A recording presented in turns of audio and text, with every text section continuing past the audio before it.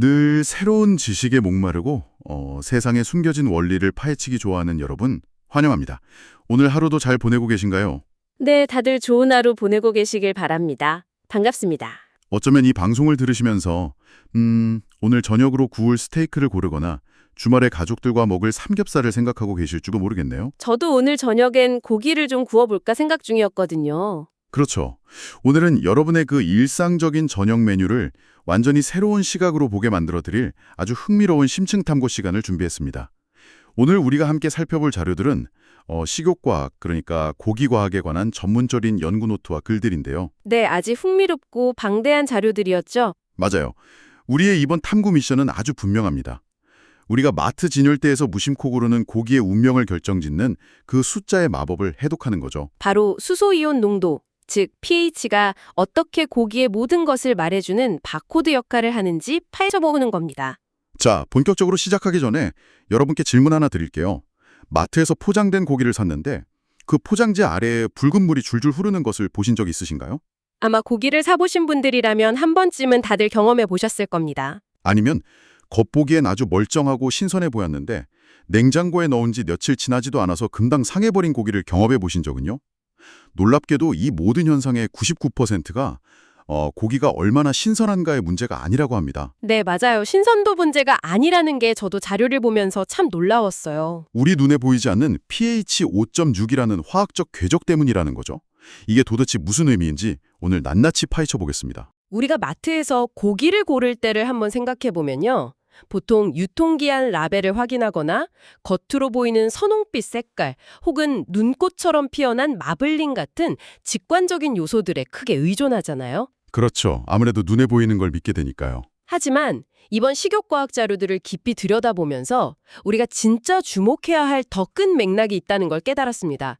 pH라는 것은 우리가 학창 시절 리트머스 종이를 적시며 배웠던 단순한 산성, 알칼리성의 수치가 아닙니다. 단순한 산성도가 아니면 어떤 의미를 가지는 건가요? 식욕과학에서 pH는 동물이 도축되기 직전에 어떤 환경에 있었는지, 얼마나 극심한 스트레스를 받았는지를 아주 투명하게 보여주는 뼈아픈 스트레스의 기록입니다. 아, 스트레스의 기록이요? 네, 동시에 도축 직후 근육 내부에서 일어난 에너지 대사가 얼마나 빠르고 격렬하게 일어났는지를 명확하게 보여주는 성적표이기도 하죠. 고기가 우리 집 냉장고에서 얼마나 오래 보존될 수 있는지, 그리고 불판 위에서 구워져 우리 입에 들어갔을 때 얼마나 환상적인 감칠맛을 낼지, 이 모든 결과가 pH라는 숫자 하나에 암호처럼 새겨져 있다는 뜻입니다. 좋아요. 하나씩 짚어보죠.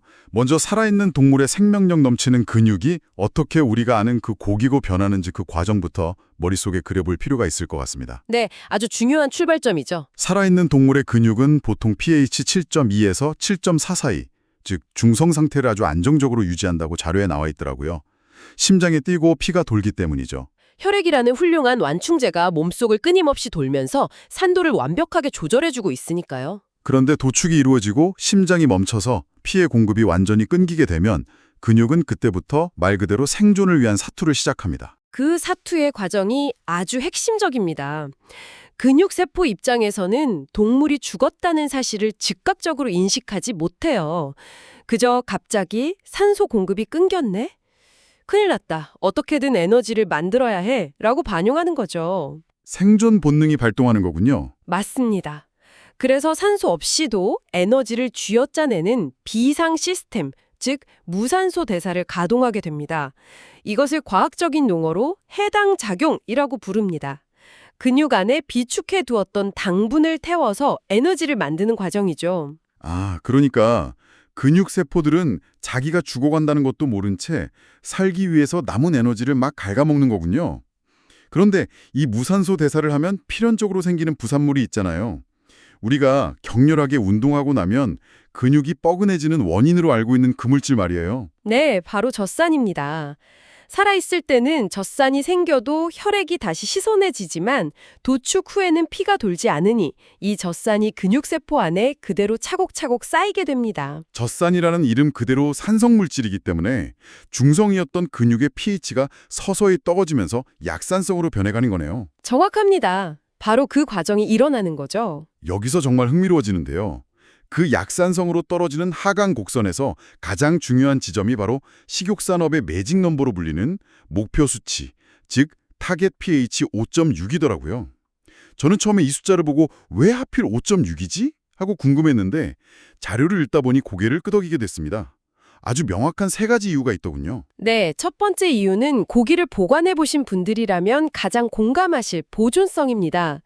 고기를 부패시키는 미생물과 세균들은 기본적으로 pH 7.0 수준의 안락한 중성 환경을 가장 좋아하거든요. 산성 환경에서는 살기 힘든가 보네요. 맞습니다. 산성 환경에서는 생존하기가 아주 어렵죠. 따라서 고기의 pH가 5.6까지 안정적으로 떨어지면 이것은 세균 번식을 강력하게 억제하는 일종의 천연 방부제 역할을 하게 됩니다. 미생물 증식을 막는 튼튼한 마지노선이 세워지는 셈이죠. 그리고 두 번째가 제가 개인적으로 가장 신기했던 부분인데요. 바로 고기의 색깔, 육색을 결정한다는 겁니다. 우리는 보통 새빨간 고기를 보면 와, 신선하다라고 생각하잖아요. 다들 그렇게 생각하죠. 근섬유 속에는 미오글로빈이라는 단백질이 있는데 이 친구가 산소를 한껏 머금고 우리가 아는 그 먹음직스러운 밝은 선홍빛을 내기 위해서는 바로 이 5.6 부근의 화학적 환경이 필수적이라고 해요. 만약 이 산도가 맞춰지지 않으면 미오글로빈이 제대로 작동하지 못해서 색깔이 이상해진다는 거죠. 그뿐만이 아닙니다. 세 번째 이유는 여러분이 가장 중요하게 생각하실 맛에 있습니다. 약산성이 띠는 그 적당하고 은은한 산미는 고기를 씹었을 때 감칠맛을 폭발적으로 돋아주고 지방에 느끼할 수 있는 맛을 아주 깔끔하게 잡아줍니다. 아, 감칠맛까지 끌어올려주는군요. 네. 더 나아가 우리가 고기를 숙성시킨다고 할 때 고기를 더 부드럽고 연하게 만들어주는 단백질 분해 요소들이 활동하게 되는데 이 숙성 요소들이 가장 춤추기 좋은 최적의 무대가 바로 이 pH 5.6이라는 산도입니다. 보존, 색깔, 맛, 이 세 마리 토끼를 다 접는 정말 완벽하게 설계된 자연의 레시피네요. 그런데 이 자료를 보면서 제가 깜짝 놀랐던 건 모든 고기가 똑같은 속도로 이 매직 넘버에 도달하는 게 아니라는 사실이었습니다. 소와 돼지의 타이머가 완전히 다르게 설정되어 있더라고요. 맞습니다. 동물마다 대사 속도가 다르니까요. 덩치가 크고 대사 속도가 느린 소의 경우는 도축 후에 이 pH 5.6에 도달하기까지 무려 24시간에서 길게는 48시간이라는 아주 긴 시간이 걸립니다. 말 그대로 이틀에 걸쳐 천천히 우아하게 산성화가 진행되는 거죠. 반면에 꿀꿀거리는 돼지는 대사 속도가 폭발적으로 빨라서요. 도축 후 불과 6시간에서 12시간 만에 타겟 pH에 도달해버린다고 합니다. 와, 돼지는 진짜 빠르네요. 그렇기 때문에 그 주어진 골든타임 안에 고기가 무사히 5.6이라는 목적지에 안착해야 하면 우리가 아는 완벽한 고기가 탄생할 수 있는 겁니다. 이상적인 환경이라면 그 아름다운 하강 곡선을 그리며 안전하게 연착륙하겠죠. 하지만 안타깝게도 현실의 도축장과 유통 과정에서는 변수가 너무나도 많잖아요. 그렇죠. 도축 직전에 동물이 겪는 극심한 스트레스나 온도 관리가 조금만 실패해도 이 정교한 pH 그래프가 완전히 산산조각이 나버립니다. 맞아요. 그 결과로 탄생하는 것이 바로 상품 가치를 잃어버린 이상육이고요. 자료에서는 이걸 마치 궤도를 이탈한 고기들의 비명처럼 묘사했는데 스트레스의 종류에 따라 나타나는 결과가 정반대라는 게 너무 놀라웠습니다. 대표적으로 PSE와 DFD라는 두 가지 현상이 있었죠. 여기서 흥미로운 점은 이 두 가지 이상육이 발생하는 메커니즘이 완전히 양극단에 있다는 겁니다. 먼저 돼지에게서 주로 나타나는 PSE에 대해 이야기해볼까요? 네, 설명해 주시죠. 영어 약자인데요. pale, 창백하고 soft, 흐물거리고 exudative, 육즙이 줄줄 흐른다는 뜻입니다. 흔히 현장에서는 물퇴지라고도 부르죠. 이 끔찍한 현상의 주범은 바로 단기적이고 급격한 스트레스와 고온의 결합입니다. 도축장으로 향하는 돼지가 전기 충격기 소리에 극도로 놀라거나 낯선 환경에 겁을 먹고 패닉에 빠지는 상황을 말씀하시는 거죠. 극도로 긴장하니까 근육이 굳고 대사 속도가 완전히 통제 불능 상태로 폭주하게 되는 거군요. 정확합니다. 원래 돼지는 6시간에서 12시간에 걸쳐 서서히 pH가 떨어진다고 했죠. 그런데 이렇게 도축 직전에 극심한 급성 스트레스를 받으면 젖산이 말 그대로 댐이 무너지듯 쏟아져 나옵니다. 정상이라면 반나절이 걸릴 산성화가 단 1시간 만에 pH 5.6 이하로 수직 낙하해버리는 겁니다. 잠깐만요. 도축 직후 1시간 만에요? 그럼 고기가 아직 동물 체온 때문에 엄청 뜨거운 상태일 텐데요. 자료를 보니까 고기 내부 온도가 39도에서 40도에 육박하는 펄펄 끓는 상태라고 되어 있던데요. 바로 그 지점이 참사의 원인입니다. 40도라는 높은 온도와 pH 5.4 수준의 아주 강한 산도가 만나면 어떻게 될까요? 상상만 해도 끔찍한데요. 단백질의 치명적인 열변성이 일어납니다. 영어로는 cooking from inside라고 표현하죠. 불에 굽지도 않았는데 고기가 스스로 뿜어낸 산과 열기 때문에 내부에서부터 단백질이 퍽 익어버리고 파괴되는 현상이 벌어지는 겁니다. 계란 흰자를 뜨거운 프라이팬에 올리면 투명했던 게 하얗고 퍽퍽하게 변하는 것을 상상하시면 됩니다. 내부에서 스스로 익어버린다니 진짜 화학적 재난이 따로 없네요. 그래서 미오글로빈이 파괴되어 고기 색깔이 허여멀건하게 창백해지고 단백질 구조가 갈기갈기 찢어져서 고기가 탄력을 잃고 젤리처럼 흐물흐물해지는 거군요. 네, 단백질이 찢어지니까요. 게다가 무너진 단백질 구조가 물을 잡고 있을 힘을 잃어버리니까 포장 용기에 핏물 같은 육즙이 흥건하게 고이게 되는 거고요. 이 고기는 구워 먹어도 종이를 씹는 것처럼 퍽퍽하고 결착력이 다 깨져버려서 소시지로 가공하는 것조차 불가능한 최하급 고기라는 사실이 정말 충격적이었습니다. 반대로 DFD는 그와는 완벽하게 대척점에 있는 또 다른 비극입니다.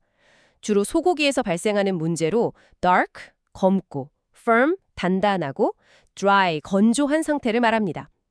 PSA가 너무 급격하게 불타올라서 문제였다면 DFD는 아예 불을 피울 땔감 자체가 없어서 발생하는 문제입니다. 아, 제가 자료를 읽으면서 가장 안타까웠던 대목이 바로 여기예요. 소가 도축장으로 오는 과정에서 며칠을 굶거나 비좁고 흔들리는 트럭에서 장거리 운송에 시달리는 경우죠. 아니면 낯선 대기장에서 다른 소들과 끊임없이 서열 싸움을 하느라 도축되기도 전에 기력을 완전히 소진해버리는 거고요. 극심한 만성 스트레스에 시달린 결과군요. 맞습니다. 에너지를 내는 원천인 글리코겐을 도축 전에 이미 바닥까지 긁어서 다 써버린 겁니다. 그래서 정작 도축 후에는 무산소 대사를 하고 싶어도 산성으로 만들어줄 적산을 생성할 재료, 즉 땔감이 없는 상태가 됩니다. 아, 젖산을 못 만드는군요. 결국 정상적인 소고기라면 이틀에 걸쳐 pH가 5.6까지 떨어져야 하는데 DFD 고기는 떨어지다 말고 pH 6.2에서 6.8, 즉 거의 중성 상태에 그대로 멈춰버리게 됩니다. 잠깐, 그렇게 중성에 멈춰버리면 무슨 일이 벌어지나요? 아까 5.6까지 떨어져야 미오글로빈이 산소를 만나서 예쁜 선홍빛이 된다고 하셨잖아요. 아주 예리한 지적입니다. 이 지점에서 중요한 질문이 하나 생깁니다. 마트에서 고기를 고르는 소비자들은 과연 이 DFD 고기를 단번에 알아볼 수 있을까요? DFD 고기는 pH가 중성에 머물러 있기 때문에 미오글로빈이 산소와 결합하지 못합니다. 오히려 고기 내부에 물만 꽉 붙잡고 있게 되죠. 그래서 빛을 반사하지 못해 고기 표면이 칙칙하고 아주 진한 핏빛이나 짙은 거물근 색을 띠게 됩니다. 바로 그게 문제더라고요. 만약 제가 주말에 스테이크용 소고기를 사러 마트에 갔는데 겉보기에 색깔이 아주 짙고 묵직해 보이는 고기가 있는 거예요. 그럼 저는 10중 팔고 이거 색깔 진한 거 보니까 드라이 에이징이 제대로 된 고급 숙성육인가 보다 하고 덥석 장바구니에 담았을 거란 말이죠. 그런 오해를 하기 딱 좋죠. 그런데 여러분, 절대 그러시면 안 됩니다. 오늘 다루는 자료에서 가장 강력하게 경고하는 부분이 바로 이거예요. DFD 고기는 고급 숙성육이 아니라 시한폭탄입니다. 이것을 더 큰 그림과 연결해 보면 그 위험성을 명확히 알 수 있습니다. 앞서 세균과 미생물은 pH 7.0 수준의 중성을 가장 좋아한다고 말씀드렸죠. DFD 고기는 바로 그 중성 상태에 머물러 있습니다. 세균들이 파티를 열기 가장 완벽한 환경인 셈이죠. 일반 정상적인 고기보다 부패 속도가 무려 2배에서 3배나 빠릅니다. 그래서 식욕 전문가들은 고기의 산도를 측정했을 때 DFD육으로 판별되면 절대 숙성고에 넣지 않습니다. pH가 떨어지지 않으니 고기를 더 맛있게 먹겠다고 숙성하려 놔두면 그것은 숙성이 아니라 말 그대로 부패로 직행하는 길이겠네요. 겉은 단단하고 건조해 보이지만 속에서는 이미 썩어가고 있을 테니까요. 그래서 이런 고기들은 발견 즉시 빠르게 양념육으로 덮어서 소비하거나 열을 가하는 가공품으로 처리해야만 한다고요. 와, 정상적인 5.6의 궤도를 타는 것이 얼마나 기적 같고 아슬아슬한 일인지 새삼 느껴집니다. 고기의 생화학적 변화는 여기서 끝이 아닙니다. 자, 이제 이 고기의 궤적이 만들어내는 가장 흥미로운 미시세계로 들어가 보죠. 바로 우리가 고기를 먹을 때 가장 중요하게 생각하는 육즙, 즉 보수력의 비밀입니다. 육즙. 제가 이 자료를 읽으면서 가장 이해하려고 애썼던 부분이 바로 그 보수력 파트였어요. 화학적인 설명이 조금 복잡하긴 했는데 제가 나름대로 머릿속에 그림을 하나 그려봤거든요. 제가 제대로 이해한 건지 한번 들어봐 주실래요? 네, 어떤 그림인가요? 여러분, 자석의 양극과 음극을 한번 상상해 보세요. 살아있는 근육 단백질은 기본적으로 음전화, 즉 마이너스 극을 아주 강하게 띠고 있잖아요. 우리가 알다시피 자석의 같은 극끼리는 서로 강하게 밀어내죠. 마찬가지로 마이너스를 띤 단백질 분자들도 서로를 맹렬하게 밀어낸단 말이죠. 저는 이 반발력 덕분에 단백질들 사이에 아주 넓고 안락한 공간이 생기게 되고 그 넓은 빈 공간 사이사이에 수많은 물 분자들, 즉 육즙이 넉넉하게 방을 잡고 머물게 되는 거라고 이해했어요. 맞나요? 완벽한 비유입니다. 단백질 분자들이 서로 밀어내면서 넉넉한 공간을 확보하고 그 공간에 수분이 채워져 있는 상태가 바로 살아있는 근육의 모습입니다. 그런데 도축 이후에 일어나는 산성화 과정과 이것을 연결해보면 정말 극적인 화학적 드라마가 펼쳐집니다. 고기의 pH가 7.4에서 5.6으로 떨어진다고 했죠? 네, 떨어지죠. pH가 떨어진다는 건 과학적으로 말하면 근육 내부의 양전화, 즉 수소 이온이 기하급수적으로 늘어난다는 뜻입니다. 아, 원래 마이너스 방이었는데 갑자기 플러스 성질을 가진 수소 이온들이 불청객처럼 막 쏟아져 들어오는 거군요. 그렇습니다. 이 쏟아져 들어온 플러스 이온들이 단백질이 원래 가지고 있던 마이너스 전하들과 하나 둘씩 짝을 지어 결합하기 시작합니다. 마이너스가 점점 상쇄되는 거죠. 그러다 마침내 플러스와 마이너스의 개수가 완벽하게 똑같아져서 고기의 순전화가 정확히 0이 되어버리는 운명의 순간이 찾아옵니다. 과학자들은 이 치명적인 순간을 등전점이라고 부릅니다. 순전하가 0이 된다는 건 아까 제가 말했던 자석의 비유로 치면 단백질 분자들이 서로 밀어내던 그 자석 같은 반발력을 완전히 상실해버린다는 뜻이잖아요. 네, 밀어내는 힘이 사라지는 거죠. 밀어내는 힘이 사라지니까 이번에는 단백질들끼리 마치 본드처럼 찰싹 달라붙고 응집해버리게 될 거고요. 상상해보세요, 여러분. 물 분자들이 그 넓은 방에서 편안하게 쉬고 있었는데 갑자기 방의 벽들이 서로 끌어당기며 사방에서 무자비하게 좁혀져 오는 겁니다. 공간이 무섭게 쪼그라들면서 그 안에 갇혀있던 수많은 물 분자들이 갈 곳을 잃고 고기 조직 밖으로 가차없이 쫓겨나게 됩니다. 단백질이 생명처럼 머금고 있던 소중한 육즙을 포기해버리는 이 비극적인 지점. 고기의 주요 단백질인 미오신의 등전점이 바로 pH 5.0에서 5.4 부근입니다. 여기서 정말 제 기존 상식이 완전히 박살나는 아하 모멘트가 등장했습니다. 여러분이 마트 정육 코너에서 랩으로 씌워진 포장육을 집어들었을 때 고기 밑에 깔린 흡수 패드에 붉은 액체가 고여있는 걸 보신 적 있죠? 네, 흔히 볼 수 있죠. 그거 보고 킹물이 덜 빠졌네 찝찝하게 라고 생각하신 적 많으실 겁니다. 사실 저도 요리할 때 그게 핀 줄 알고 키친타올로 꾹꾹 눌러서 닦아냈거든요. 그런데 여러분, 그 액체는 피가 아니었습니다.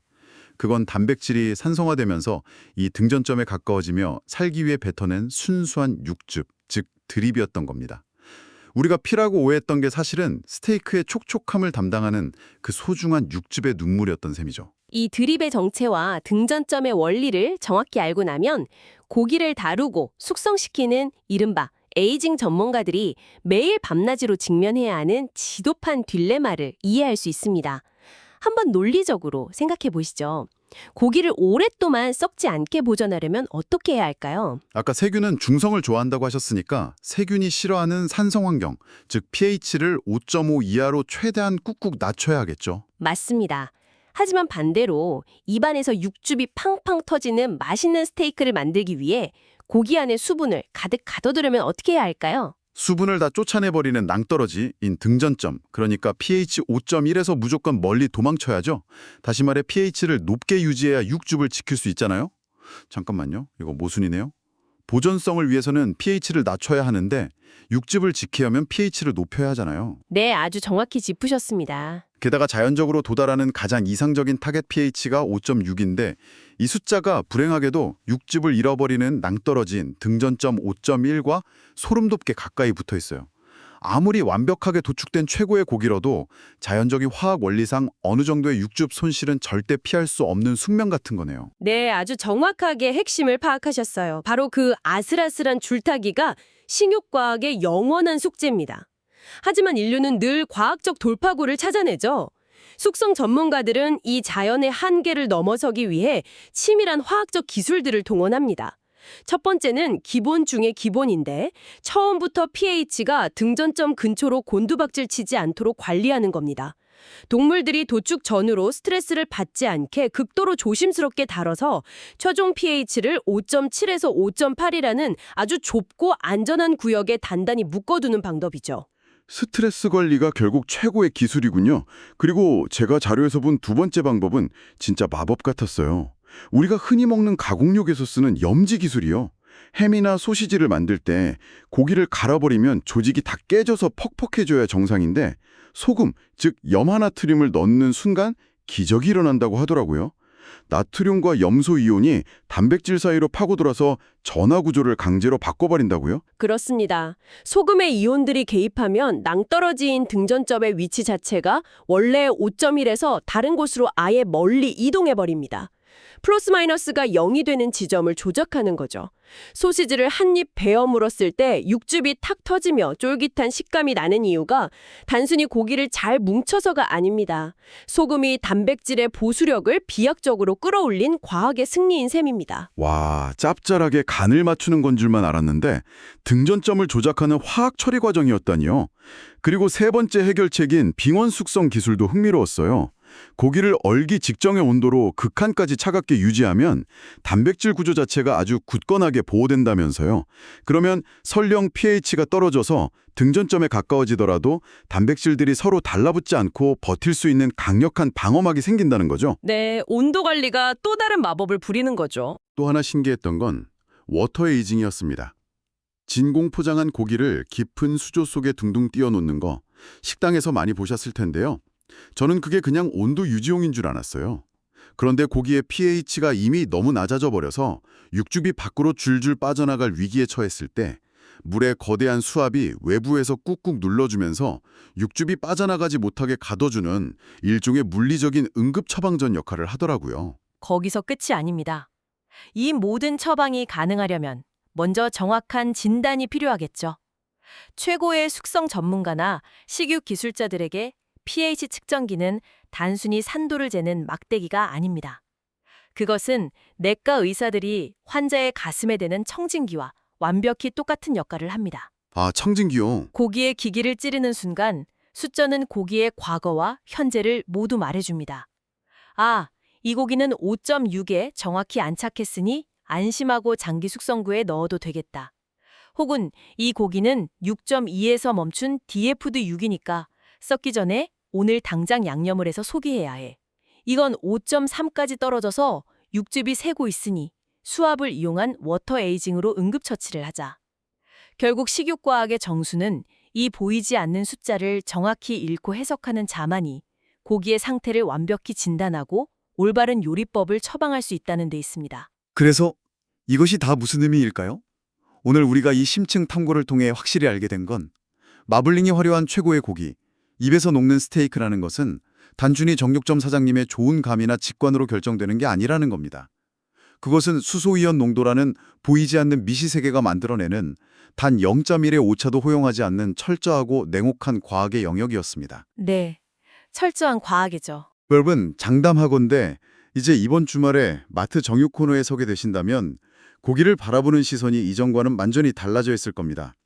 팩 아래에 고인 붉은 액체를 보며 아, 핏물이 아니라 등전점에 비극이 일어난 드립이구나 떠올리실 테고 지나치게 짙고 검붉은 고기를 보며 이 녀석은 도축장 오는 길에 글리코겐을 다 써버린 DFD 고기일 확률이 높군 하며 머릿속으로 pH 하강 곡선을 그리게 되실 테니까요. 오늘 이야기를 마무리하며 저는 이 지점에서 여러분이 일상으로 돌아가 스스로 한번 깊게 생각해 보실 만한 화두를 던지고 싶습니다. 오늘 살펴본 과학적 사실이 증명하는 것은 하나입니다. 어떤 화두일까요? 동물이 생의 마지막 순간에 느낀 공포와 스트레스가 근육세포의 화학적 구조를 아주 영구적이고 치명적으로 바꿔버린다는 것이죠. 그리고 그것이 결국 우리 식탁에 오르는 음식의 절대적인 퀄리티, 즉 맛과 향으로 직결됩니다. 그렇다면 동물이 살아있는 동안은 물론이고 생을 마감하는 그 순간까지 최대한의 편안함을 유지하도록 돕는 것, 즉 동물의 정서적 안녕을 철저하게 관리하는 그 과정 자체가 사실은 인류가 가진 가장 궁극적이고도 본질적인 요리 기술이 아닐까요? 아, 정말 깊이 있는 질문이네요. 고기를 맛있게 굽기 위해 팬의 온도를 맞추는 것보다 동물의 스트레스를 관리하는 것이 맛을 결정하는 데 훨씬 더 중요하다면 동물 복지와 미식의 경계가 과연 명확하게 나누어져 있다고 할 수 있을까요? 와, 정말 머리를 쿵 맞은 듯한 기분이 드는 질문이네요. 처음에는 단순히 고기의 산도 숫자를 이야기하고 있었는데 결국 그 숫자를 만드는 건 동물이 느꼈던 감정과 스트레스라는 사실로 연결되니까요. 동물 복지가 결국 우리를 위한 최고의 요리 기술일 수 있다는 그 생각, 여러분은 어떻게 생각하시나요? 오늘 다룬 식욕과학의 숫자들이 우리에게 남긴 이 뜻밖의 철학적 여운을 여러분의 다음 저녁 식사 테이블에서 가족이나 친구들과 함께 나누어 보시는 것도 아주 훌륭한 대화 주제가 될 것 같습니다. 네, 고기를 드실 때 한 번쯤 생각해 보시면 좋겠네요. 늘 겉으로 드러난 현상 너머에 숨겨진 원리를 찾기 위해 더 깊이 파고드는 것을 두려워하지 않는 여러분의 열정에 오늘도 깊은 감사를 드립니다. 저희는 다음 심층 탐구 시간에 더욱 놀랍고 흥미로운 지식의 조각들을 듬뿍 안고 다시 찾아오겠습니다. 그때까지 계속해서 여러분의 일상 속 호기심을 활활 불태워주세요.